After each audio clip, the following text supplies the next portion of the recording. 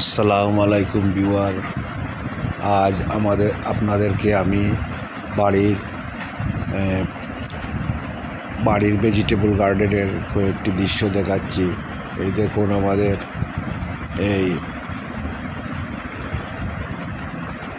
সজনে ডাঁটাগুলো কি সুন্দর। একটি সজনে গাছ রোপণ করেছিলাম, তাই সজনে ডাঁটা এবং বাড়ির পাশে এই পুঁই শাকগুলা খুবই সুন্দর। এই পুঁই শাকগুলারে কাটিং করিতেছে।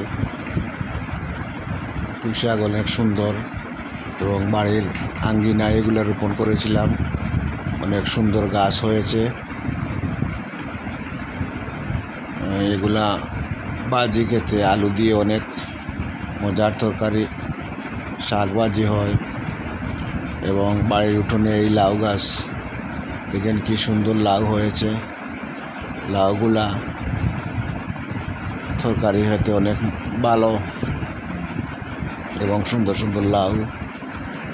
বাগানের এই পারিবারিক ভেজিটেবল গার্ডেনের অনেক সুন্দর এবং অনেক রকম গাছ।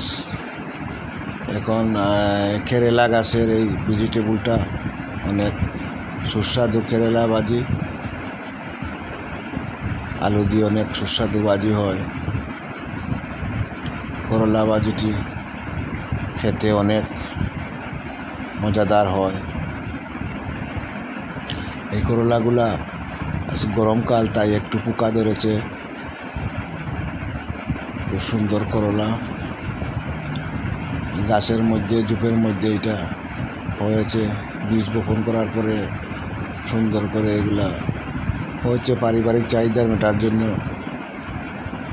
এই ফ্যামিলি বাড়ির উঠানে ভেজিটেবল গার্ডেন, এই গার্ডেনে এগুলা রোপণ করেছিলাম, তাই অনেক সুন্দর সবজি হয়েছে।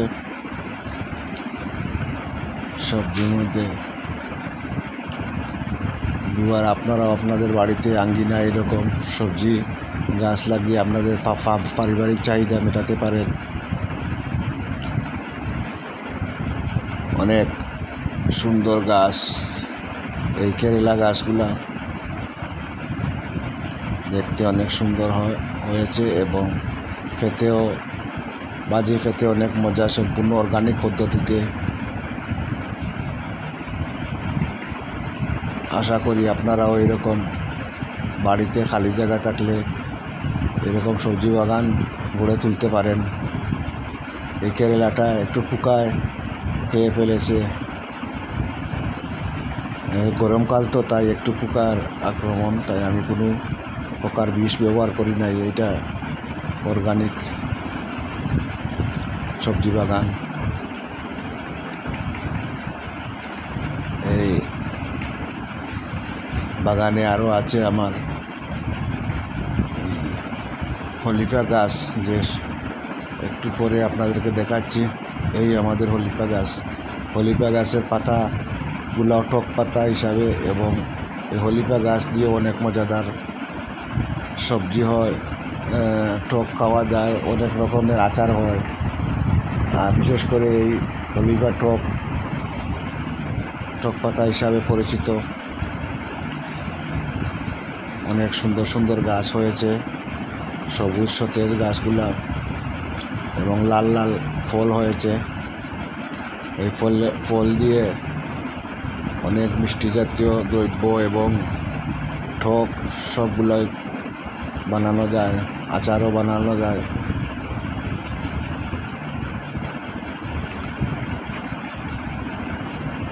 এখন বাড়িতে কিছু হাতের তৈরি আচার, আমের আচার, বিভিন্ন রকম আচার।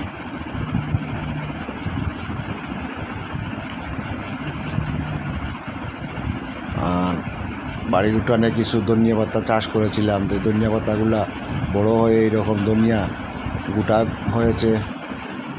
এগুলা শুকাইতেছি রোদের মধ্যে। ভিউয়ার, এই ভিডিওটি ভালো লাগলে সাবস্ক্রাইব করে বেল বাটন চাপিয়ে এরকম আরও ভিডিও দেখতে পারবেন ইনশাল্লাহ।